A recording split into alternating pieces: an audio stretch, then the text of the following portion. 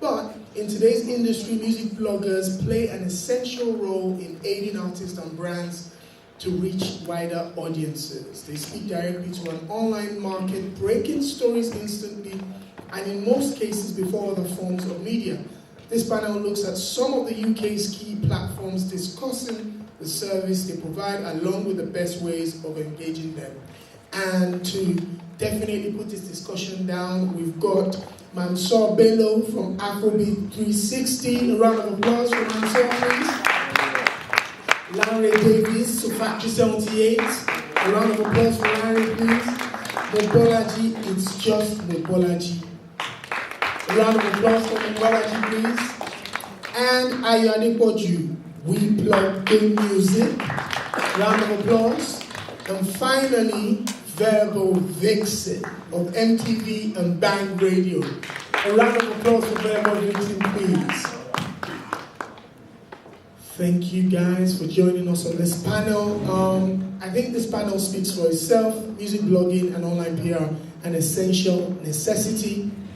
True or false? Who'd like to take that first? Is it an essential how? Yes, of course. My name is Larry Davis, for those who don't know me. I'm the founder of 478.com online. I've been doing this for the past 8 years right now. And then yes, of course, people send us stuff to blog, and then we listen to them. If they're good enough, we put them online. If it doesn't, trash is spread away.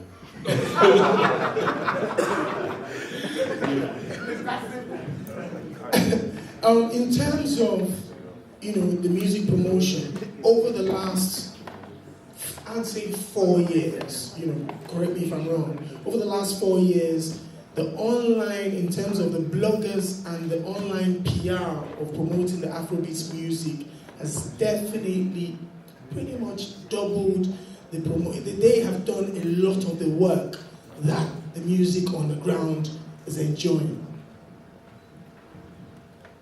From Afrobeat 360, my name is Mansour.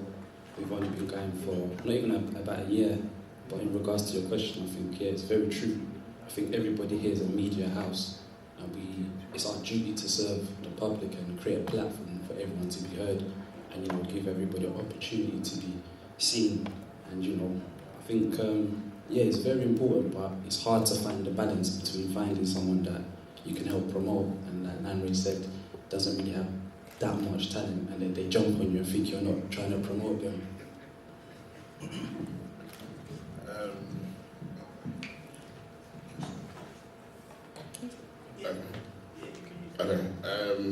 Well, think as you have said, since like old hen,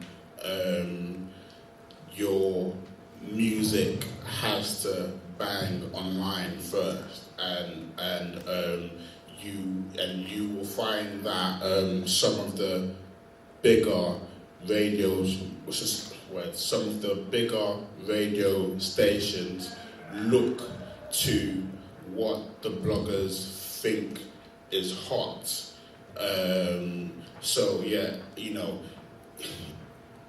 it's key for you to get the bloggers on side, and not just like the top, or like the top blog or like the top bloggers.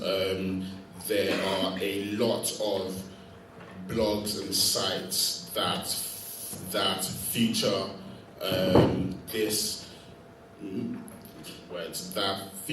this music that you need to get them to want to.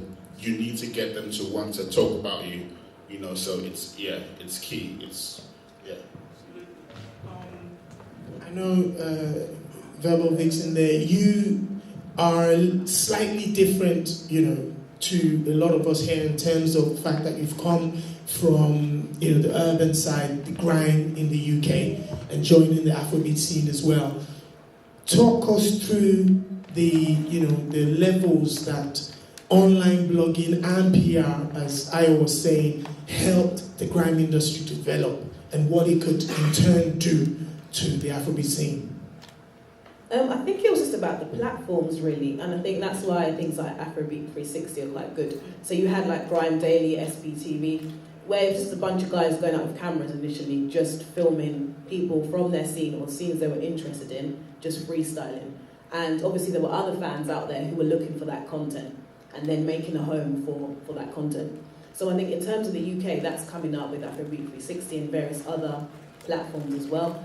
And then even just radio as well. So more radio channels in terms of the urban channels are putting on specialist Afrobeats shows on their stations. So that's kind of helping. So I'd say in terms of, if we're looking to the urban scene, I think it was just that fan base and realising there was a fan base, which I think we have now, and that fan base coming together, which is a discussion we were having at the side. So I think, yeah, that's kind of an issue where it is, and then also bloggers tapping into it. So I think it's just this collective movement. So if we can keep doing that in terms of Afrobeats, we should be able to replicate something like that or more. Absolutely. Mobolaji, we spoke on the phone once, I think it was a few months ago when the band had come into the UK to promote a single. Before then, we were talking about how to, because you do have relationships with MTV in Europe, isn't it? You work with MTV here, and we're talking about how we can get more Afrobeats artists to get a little bit of look on MTV.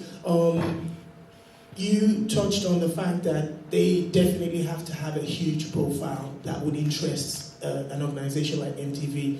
How do you see the online movement and what you guys do, online PR and blogging, how do you see that in helping to get the artists and the music to be noticed on the likes of MTV? Well, firstly, I think artists need to have the correct packaging.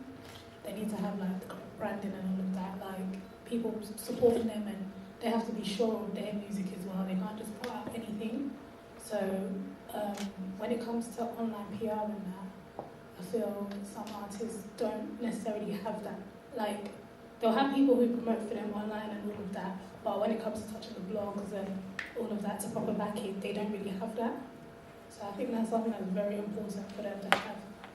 And that's all part of the correct packaging. I wanted to put another question here as well. Maybe Larry can answer that. I know some of the artists in the building have said, our music has been supported by We Blog Music, Afrobeat 360 has put it up, Factory 78 has put it up, everybody's tweeting about it. But that online thing is not really transferring into club plays for me.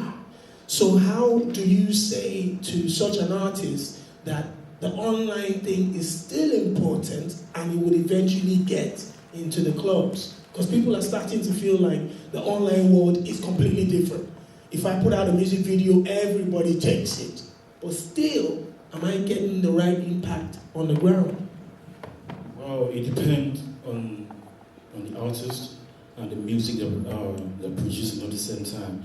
And then, I do blog a lot. Before blogging, I was blogging about the exclusive interview that both of us used to, we still doing it anyway. So in terms of the music, if the beat is nice, and then, because most of the music that are coming out right now, some of them are not saying anything, but people still dance with when it comes to the beat.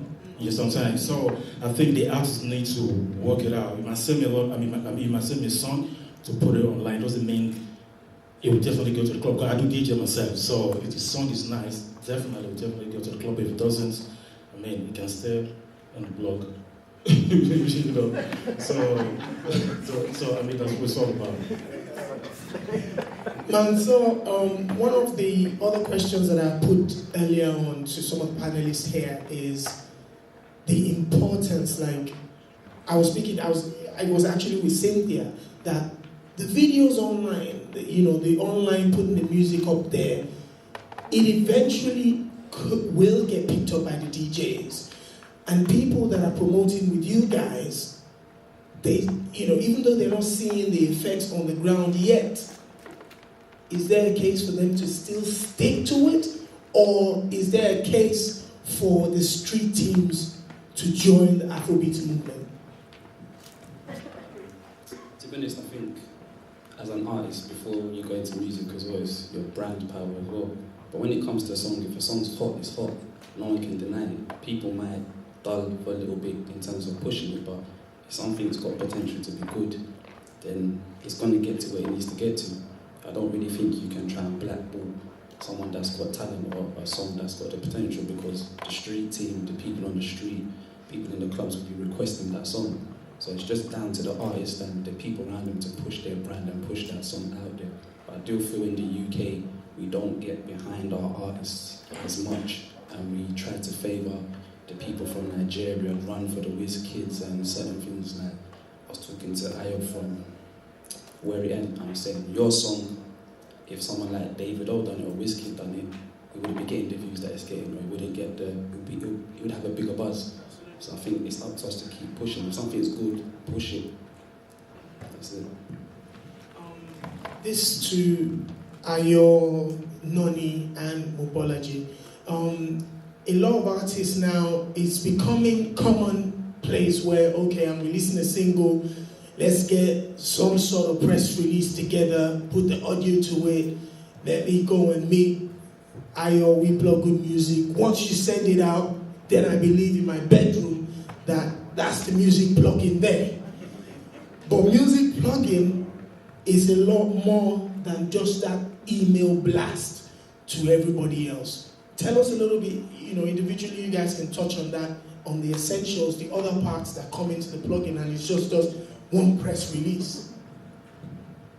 Okay, where to even start? Okay, so if you are a new act and you send out one mail out to blogs,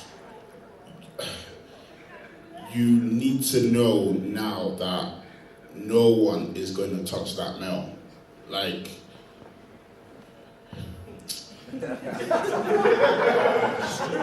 so yeah, because let's just stick to the top 10 blogs, right? They must get thousands of mails a day, and if your mail to them doesn't stand out, they are not going to open it. 1. 2, even if they do, they have a million things to do, and you can't just leave it at that one mail, at that one. Like, as a new act right now, if you are not going through a PR person, you have no business doing a mail out. You should email each blog individually, one by one. Go through your target list and speak to them individually. That is the best way you will get featured. And you can do that once. You still need to chase up. And once you get that press, or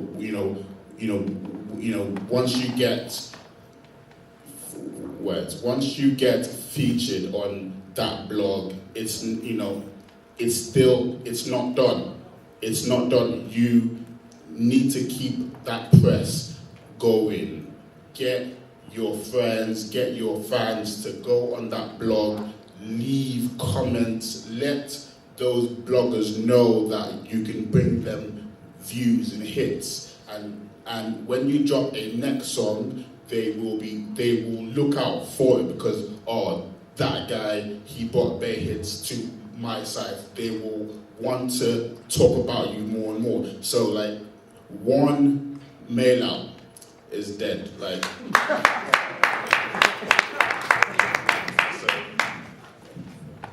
yeah, I think Ayo definitely hit the nail on the head.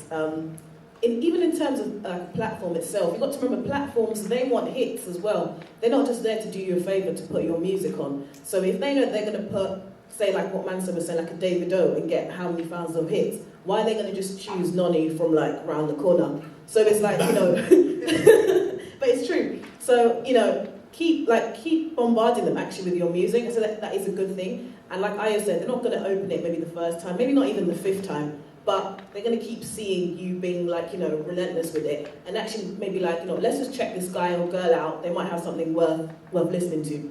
And like I said as well, you know, if your fans are leaving good comments, asking, you know, why are you not featuring so-and-so on your platform, people are going to start paying attention as well. So I think it's about artists realising that, yeah, that generic mail out that you send to everyone gets those, we're just going to just close it. Because, you know, you're not trying to build a relationship with us. Most times, just going to treat it like spam. I see that all the time in my inbox, and I'm just like, just shut it down. But if you email it to me and say, oh, Nonny, whatever, Verbal Vixen, I'll read it, because I'll think, okay, you've taken time to research, to maybe get in contact with me, and you might be saying something relevant to me in there, then I'll just give it a chance if I think it's interesting.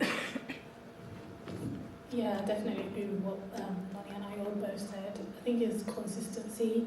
Sometimes I get emails as well, and I'm just like, I'm not reading this. Like, to me, sometimes I'm not going to put it up, especially if like you don't have an artwork. Simple things like that, I will not post it because it doesn't have. Especially if you're up and coming artist, and if your press release just looks scanty, I'm not going to post it either.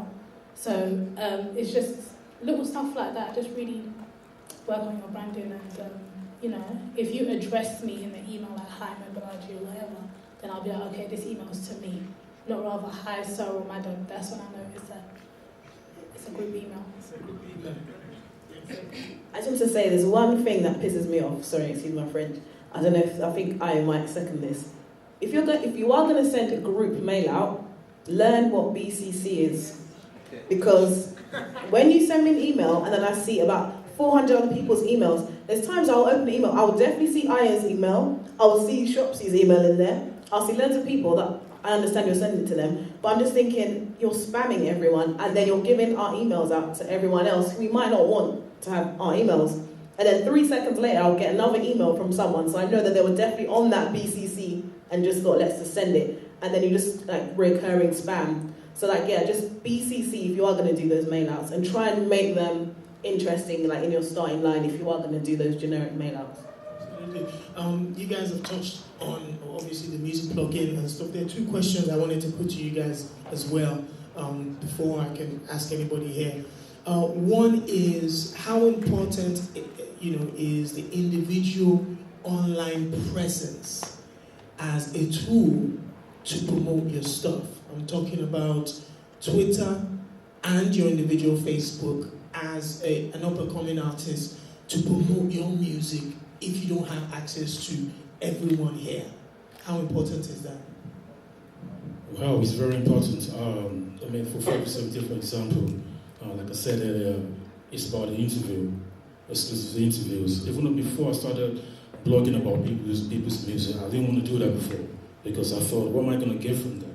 So when it comes to that interview, that's what I blog most, to Google Plus, to Twitter, to Facebook, to everything. So, and then just to complement my website, 578, and what we do at the same time. So I decided to be helping artists. So whenever they come on my website and then see, to watch Westcoast's interview, they can also listen to music or download music at the same time. So all they need to do, they just need to work hard. Like, people come to my studio to record freestyles, interviews, and there's a couple of times that people come to the studio, already send them the beat to freestyle or to do something live, and then some of them forget their lyrics.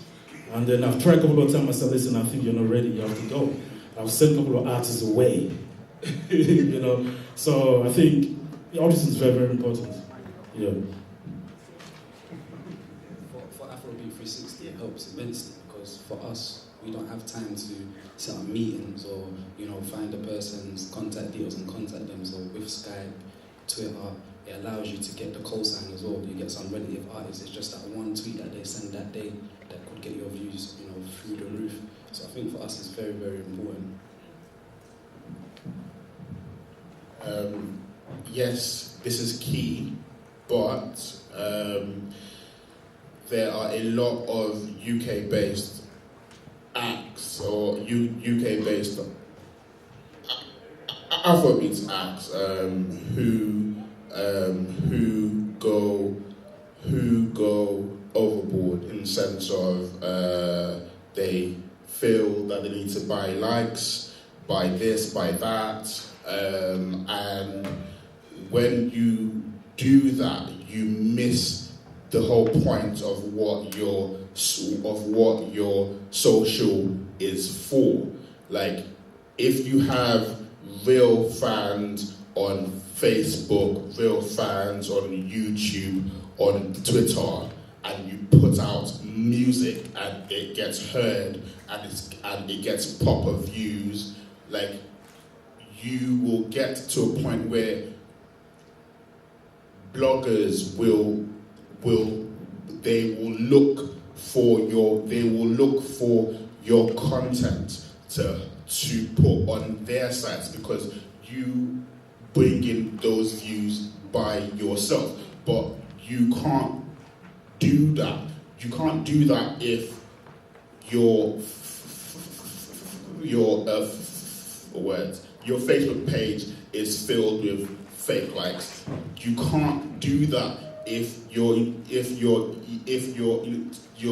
Twitter page is just fake. Like, you know, it makes no sense. Like, and so yes, it is key to have those real fans on those social media platforms, but you know, it's key it's key for those to be real fans and not fake and not, you know, bought, because you know it makes no sense.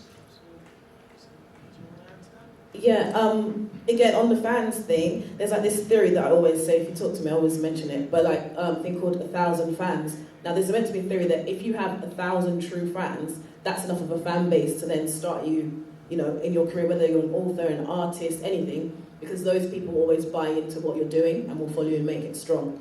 And then secondly, actually, on the social media point of view, I think it is important for artists to be on social media, yeah, and avoid buying likes, listens, plays, that kind of thing. Because actually, at the end of the day, you can't then assess your work and see what your real fans are saying about it and other people. So even if you got 500 YouTube views on one video and the other one got like 3,000, you've got to then think, hold on, why only 500 here? Why 3,000 there? But if you're buying all these views, you can't really critically analyse your thing properly.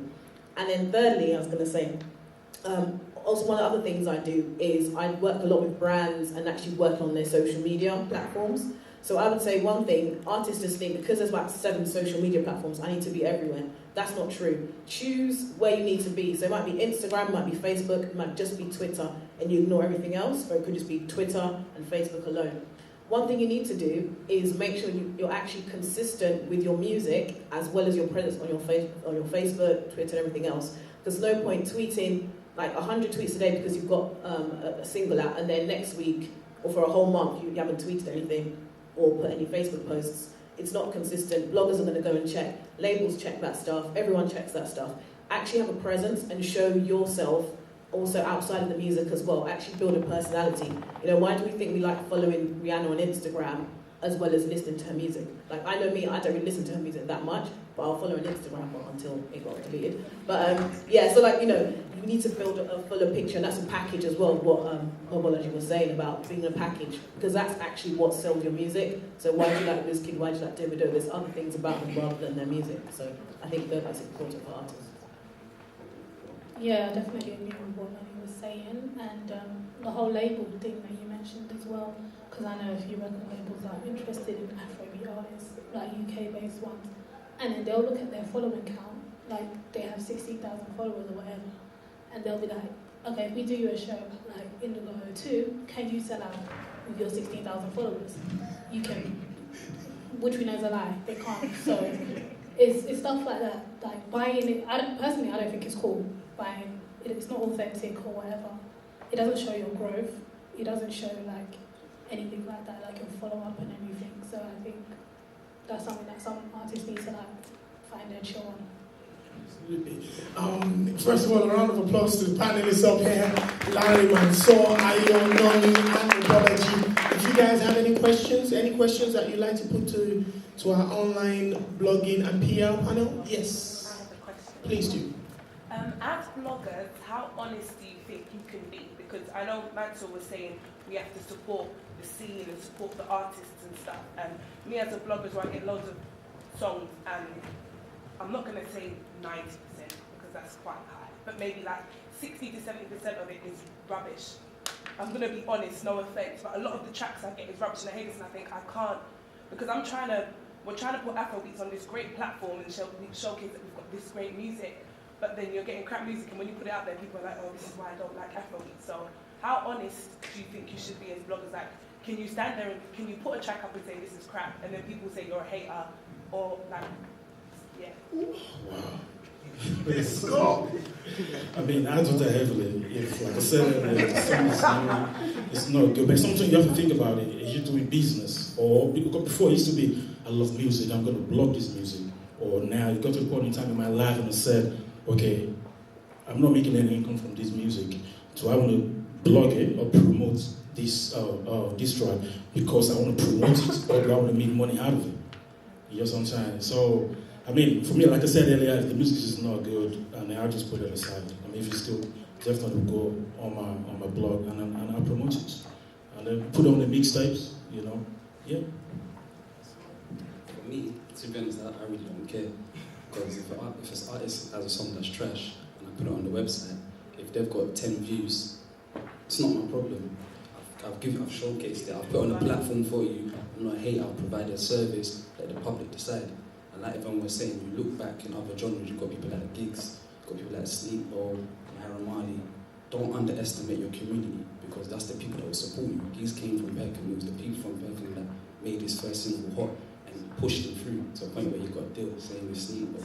So yeah, so for me, yeah, that's what I'm saying. So if something's good, people ain't going to try and blackball it. People are going to jump onto it. If something's hot, it's going to get pushed regardless. But if it's not good, at the same time, you have songs that ain't good and people... Sometimes you don't want people to come on your website every day and saying the crap music all the time. That would devalue your website. Like I said, me, I'll give you the service. If you get 10 it's not my fault. I still helped you. But even on a lighter note, sometimes as banter, some people put trash songs out there and next thing's got 100,000 views just because of the comical element. Yeah. And that's still doing you know, your own service. So But I feel like what you're trying to say there about some people putting trash songs out, it's not necessarily trash songs, but isn't it down to like, how can I put it, like the artist's creative expression that the song sounds like that. It's not necessarily they actually set out to create a trash song. Let me to emphasize a little bit on what the question that the lady asked, which is a genuine question, by the way. I'm still going to throw to Noni because I know she's ready to go on that one. Is honestly, because this is a new genre that's developing, a lot of people are interested in making music and making this type of genre. A lot of them are not well cooked and not good enough. Unfortunately for people like ourselves here and everybody in this building, we are in a position where we're trying to actually tell the entire world that this genre is great. And then I give you this single, and as she says, people are actually saying, people are coming out and actually telling us that even though you think it's really all right, they're saying no. Are we going to be honest enough with ourselves? I've got relationships with people. I've got relationships with artists. The reason why I'm going to Noni with this is, for just as an example, a few months ago, Noni is a radio presenter. She's on Bang Radio, if you didn't know. And she's got a segment on the show, Top of the Flops. It's called Top of the Flops, where they select a couple of tracks and they play it on radio. They debate amongst each other their personal, how they feel about the tracks, and give it to the audience as well to respond to it. Obviously, because of the power of the platform that they're on, having someone like them say, I don't really like this track, for an artist like yourself, it could be personally taken like, oh, are they just attacking my creative my creative ability? But if you look at the flip side, they're not only helping the artist, they are helping the scene as well. If the music is not good enough, they're trying to say, why don't you make something better and use this platform to promote it? Noni, over to you. I'm just going to go... Honest, can you be? Yeah, I'm going to go back to what the lady was saying. Okay, with me, I have a personal blog where I write about tracks and things and my writing. On there, I'll just be honest, and I'll say if I don't like the track, but it's more so if it's maybe like, I don't know, let's say David O or something, I probably wouldn't just put up a track by a local guy right here and just say, oh, I think it's really rubbish. So more critiquing the track. So I think it depends what approach you're taking. Are you critiquing? Are you just throwing everything up? Depends. And then if it's like my other column, then I might just write again, like, just about songs that I think are really good for that month that have come out and that should be showcased. In terms of what Chopsy was saying about the show, it was a feature that we did on the Jam Jam Afrobeat show, like after Christmas. So we were looking back at 2013 and saying what we thought was a flop. And these are a variety of big artists. You know, we had like D'banj in there, EL, etc. And there was a little bit of a backlash on particular artists who was featured on a track. I thought got a little bit emotional about that because it wasn't really their track, but so it was. So you know, that feature was about just kind of showcasing that even big artists make flop tracks. I mean, we put D'banj in there. D'banj is like one of my favourite artists, but he made Top of the World, and that was just really rubbish. So you know, I think you can be constructive in the criticism, and you know, explain why you don't like it. You know, that's fine. But I think if you were just to post up, particularly an emerging artist, and say this is crap, there's no justification, then you know you could get in a bit of trouble then. Yeah, just to go on from what she said. Yes. He plugged that track. Yes. But just to go away from that and just touch on what she said in the sense of you should know what your blog is. Are you a fan blog? Are you a news site? Or are you a review site? So for me on my blog, we blog good music. We will just write about songs or acts that we like. So all of the songs and the acts that are on that site, we like them. So we will talk good and big about them. And then we have a news site where we talk about new songs and new acts, and we the aim of that site is to report new music. So you need to know who you are, who you are as a blog, what your site is there for. If you are a review blog, then by all means, if you get sent a song, the act should know who you are. The act should know what your blog is, and if they get a bad review, they sent you that song anyway. I've got another question. Just going back to what the lady in the crowd said, the audience said, and going back to what Noni said as well. Why would you call out a big artist and say that, oh, this song didn't do too well, but won't do that with an upcoming artist?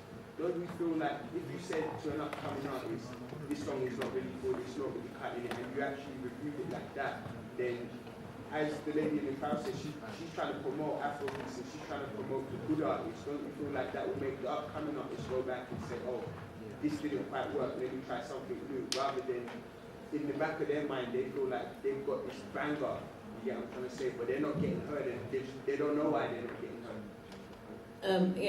Anyway, I think, maybe I didn't phrase what I said earlier about. What I mean is, like, if I get sent tracks and I don't like them, I won't necessarily write about them. But if it's, take from an unknown person, let's say that they're still an emerging person, but we kind of know and they're on the scene, then I will give feedback. For example, Dotstar, Wambi featuring Olamide, I wrote about that track. So we played it on the radio as our homegrown selection track for two weeks in a row. But on my blog, I did say that the track was okay, but I felt that for a comeback with Dotstar, I'd expect a stronger track.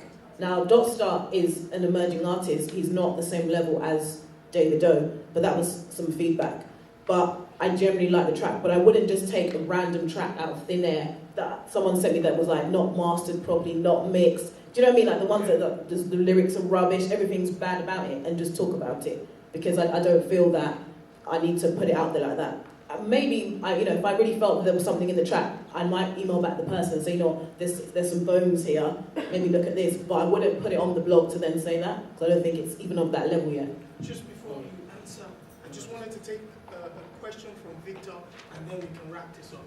It's not even a question, but Yeah. it's just like to go with what Manzo said. Yeah. You see, with online PR, I work with Manzo on Afrobeat 360, but with online PR, we've got a website, we've got SoundCloud, we've got Facebook, we've got Twitter, we've got all of that.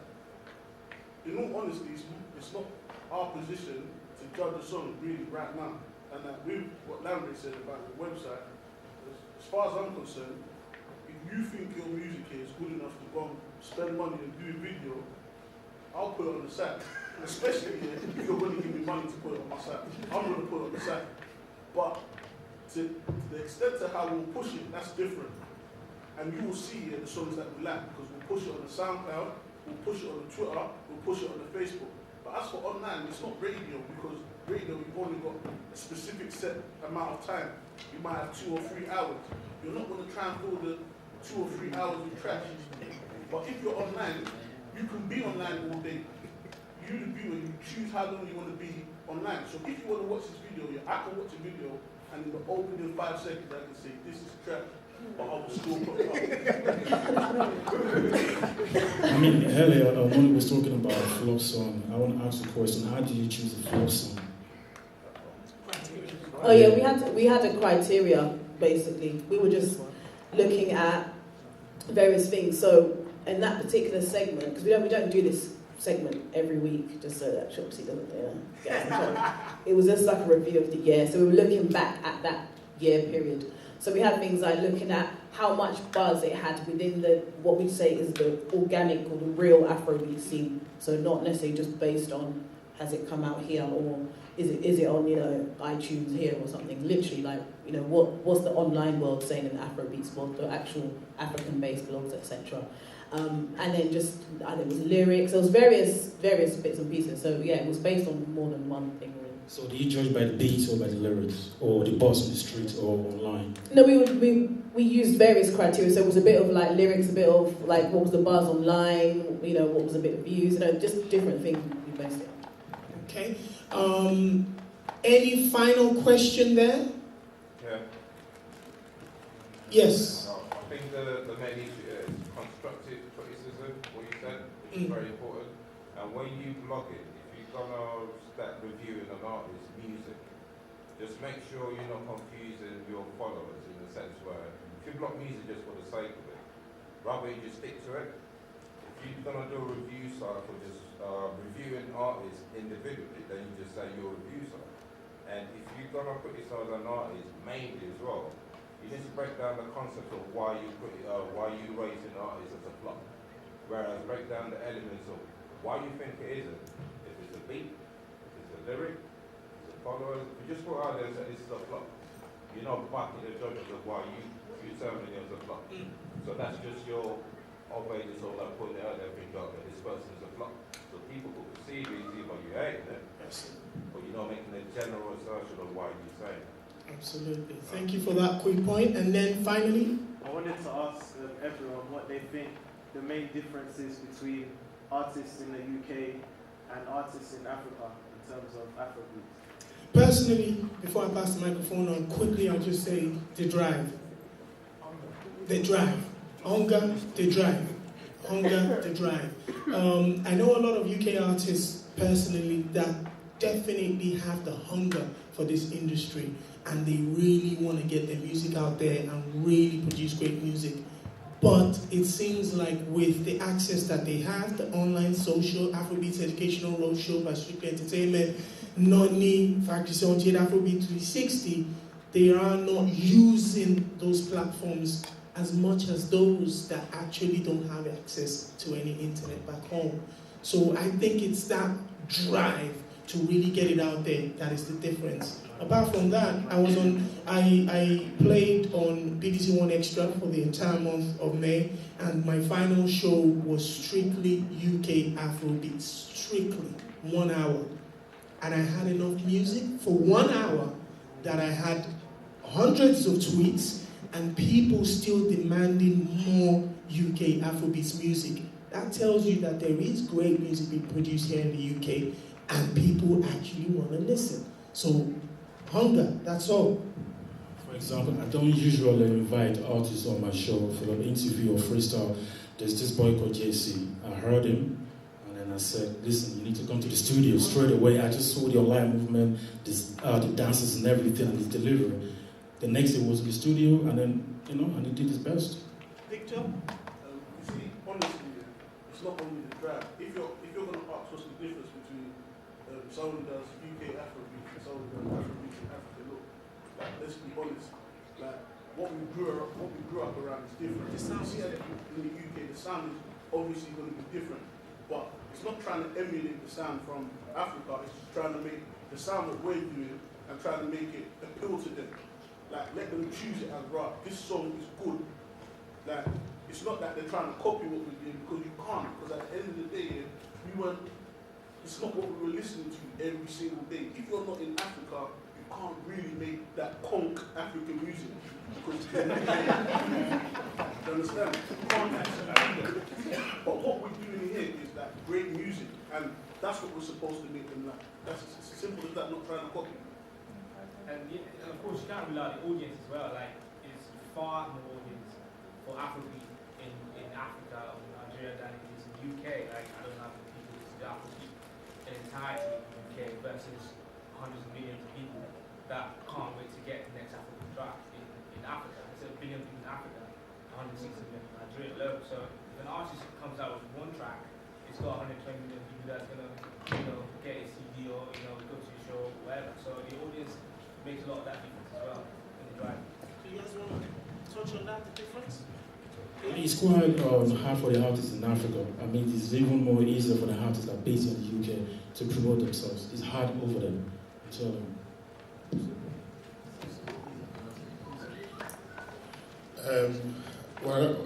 Okay. I think it's down to who you are making your music for, and so with that in mind, you can say that they are the same, or you can say that they are worlds apart. For me, it comes down to who you are making your music for. So you guys want to touch that? Yeah, I would agree with what everyone said, really. It's true. I think once you know who you're making the music for, it'll be a lot clearer, basically. And I think it's true also, it's not about emulating the Nigerian sound, the African sound, because you just can't do it. So I think it's about giving the flavour of here, like someone said in one of the earlier panels. So putting the flavour of what we have here and mixing it in with an African flavour, and that will come off more authentic, to be honest, than trying to sound like a bootleg Davido or Wizkid.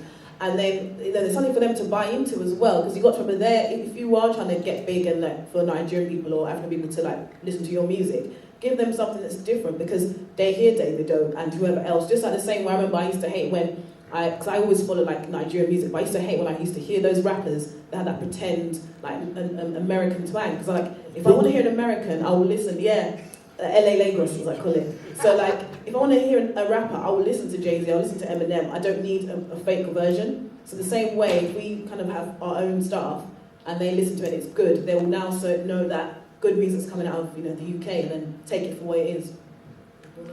Yeah. And there was a lady that just had a question here, so I wanted us to wrap up on the lady. Yeah. As an Afrobeat artist, how do I find blogs online? Because you can't just type in on Google, Afrobeat. You can. You actually can. You can, because again, I'm like a random person that does about 50 million jobs, but I do PR as well, and even me, when I'm working for an artist to help find them places to place their music, I will search Afrobeats and see what comes up. And then, you're going to have to sift through a lot of muck, but that's just what it is when you search in Google. And then from there, you look at, the quality. Or, if you want to do it another way around, put a really big artist in there. Put Tiwa Savage, put Wizkid, see where they're placed, and then go that way around. There's always a way around it. But yeah, I'd say that's another way to do it. But yeah, if you type in Afrobeats in Google, you will find blogs. Absolutely. Yeah, just point. Just to go with what I was saying about not trying to copy, but using what we've got here, and you know, just like if we're making African music or being Africans making music in the UK, I just want to use an example. Someone like Naira Marley, if anyone's heard of him, like he's not going and trying to be African. This guy is an African guy that is just rapping here over like all the normal rap beats that we listen to here, but with his African accent. He's not trying to shy away from his African accent, but he's still accepting and using the fact that he's in the UK. Do you understand? And we've hit someone like him who's got more views than like anyone in the UK right now doing Afrobeats, hands down. And he's just being himself.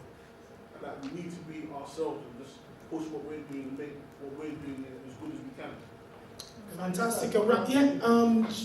Before we go, Ike of Strictly Entertainment, do you want to just add to that and then we wrap this up? Just following on from what Victor and a number of people said, one thing we have to really understand here is that we are Afro-British. If you're here in the UK, we are Afro-British. Yeah? Stop trying to copy what's going on in Africa. We can look at the example of grime. Before grime, you had UK hip-hop. UK hip-hop never went anywhere because it was a bunch of UK guys talking about things that only people in America it relates to.